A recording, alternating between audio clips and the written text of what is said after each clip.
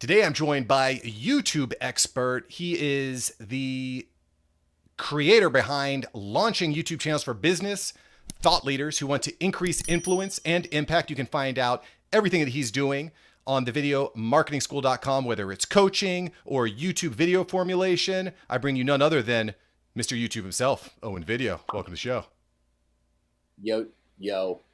Yo, it's good to be here. Thanks for having me, Mark. Love the energy, and I'm excited to talk about YouTube. Whenever we talk about YouTube, I go a little off the rails because it's my favorite topic. So I'm excited to dig into that. Yeah, me too. I'm relatively new to YouTube. I've been playing with it for a little over a year, but I'm starting to spend a lot more time in it because it's just a very powerful, very powerful medium. So let me ask you, Owen, before we get into all of the nuts and bolts of YouTube, why should everyone be on YouTube in 2020? Well, YouTube is where everything is. Video is where the marketplace is going. So whether it's on YouTube where video matters, or it's on Facebook Live where your video is going to get buried in a day, or your video ad is going to get extremely costly, or on Instagram where, no one's really going to see it anyway. And if they do, they can't click any links in the bottom of the description box. And so YouTube is the source.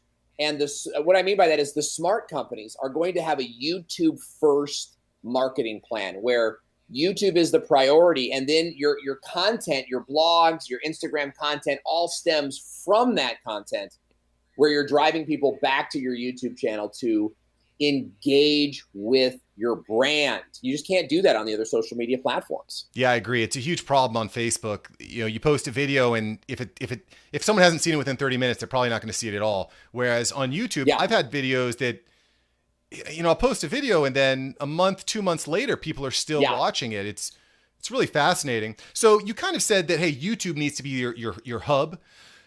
Yeah. Let's dive into that a little bit deeper. How should someone's YouTube marketing plan look like? What's the basic formulation? Yeah, let's kind of like go a level up real fast to talk about why that is. And here's the reason is that on Facebook, people are scrolling and they're there to see grandkids. They're there to see, friends and family and church stuff and all of this great stuff. It's a hodgepodge of everything. Yeah, cat videos are still extremely popular, right? Instagram is slightly different. Instagram is a peruse thing, but it's still like scroll. And if somebody likes what they see on Instagram, they're going to double tap, right? And you got their attention for almost a full second, which is huge, right? YouTube is entirely different. YouTube, the only thing that you do on YouTube is watch videos. And you have to think about the psychology of somebody who says, I'm going to open up YouTube. They're going there to either search for or watch a video from creators that they follow on a regular basis. So the mindset is slowed down a little bit. There's more of a sitting on the couch about to watch a TV show type of psychology that takes over the mind of the viewer. And when they find your, 7-minute video, and they watch half of it, that's 3.5 minutes of their time that they gave you. That's way more than a double tap. It's way more than even a Facebook comment. Hey, great to see you. I really love this, So you're getting a bigger chunk of their time. And so where you need to be thinking is what type of YouTube content or what type of content is going to attract our audience to our base here, where they can watch us for 3.5 minutes of a 7-minute video. From there, you see what content is working and you extend that, you repurpose it for Instagram, you repurpose it for Facebook, you share that on your blog and embed it where it can be found in Google, right? Because we spend all of our time on this content that people engage with for milliseconds. Right. When the bigger story, the bigger piece of the puzzle is on YouTube, where your audience is waiting for you to create content. Yeah, really smart. When people are going to YouTube, like you said, it's for the reason of, typically it's education or entertainment via specific topic where people aren't just scrolling aimlessly. However, there is a lot of scrolling. So thumbnails become an important part of your strategy. And there's a lot to break down here, but what are the top 3 tips you'd give to someone to create a great YouTube thumbnail? Oh, wow. 3 tips. Jumping right in here. jumping right in here because it's so very intelligent, Mark, that you understand the value of thumbnails. Every single video that is watched on YouTube was first a thumbnail that was clicked. And so to get someone to watch a video, you do have to have a great looking thumbnail, which is an image that visually represents the video and sort of functions as, almost like on Netflix or on Hulu, right? You see an image of the show and you click into it. So big 3 tips that I would suggest for your thumbnails is, number 1, think of your thumbnails first. Before you sketch out your video notes, is talk about what is the thumbnail that you're going to use? What is the imagery that you want to represent that video? You've got to be thinking about thumbnails first. And you don't have to make the thumbnail first, but think about the thumbnail concept and what that image looks like.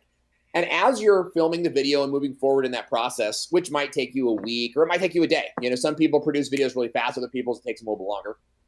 But as you're filming it, think about, okay, does that thumbnail concept really fit with the video that I just made? Okay. Yeah. And you're letting that concept sort of sizzle first from the very beginning. The second thing is create emotion with your thumbnail, right? Think about, what do I want my viewer to feel when they're looking at this thumbnail? Is it a happy emotion? Is it a sad emotion? Is it a confused? Like, I don't know. You want to emphasize the confusion, right? Do I pick A or B? And you can do like a split test thumbnail. But whatever it is, you have to be asking yourself, what emotional trigger are you pulling here? And if your response is, well, I don't know, then I'm challenging you right now to think a little bit harder.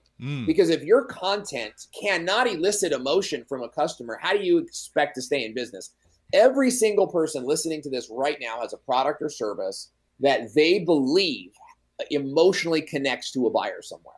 Even if you're a content creator, your product, right, where you don't have a traditional service that you sell or a physical product, but your product is the video. And you want people to come back to you because they like you, because they trust you, because they have fun with you, because maybe you tell, like I told cancer stories when I had cancer, and I told that on a separate YouTube channel. People would log in to like mourn with me and emote with me. So pulling it back to your business, let's say that you sell insurance, and you're going to make a video on the CARES Act or PPP or something like this. What is the emotion that you're trying to pull into that thumbnail, and how do you create that? Okay, we do that with facial expressions, but we also do it with the background imagery, right? Are you using pinks and yellows, or are you using something a little bit somber? Yeah. Right? That's ocean waves, calming, peaceful.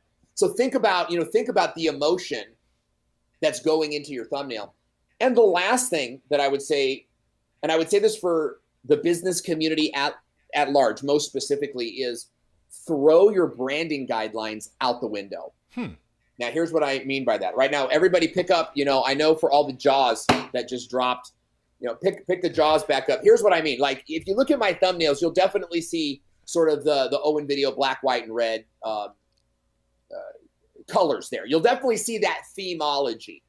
And you're certainly going to see my personality in the thumbnails. But I'm not trying to make a great looking webinar ad. Yeah. I'm not trying to make a good featured image for WordPress. I'm not trying to make a good flyer or a good coupon. In these sort of sciences, right, or these marketing tactics, you're trying to like match your brand and keep it all like smooth and copacetic, and you're really trying to like promote your own brand, where as a thumbnail, you are trying to stand out in a sea of other thumbnails. And so you've got to add some fluorescent pink sometimes if that's the thing that'll help you stand out.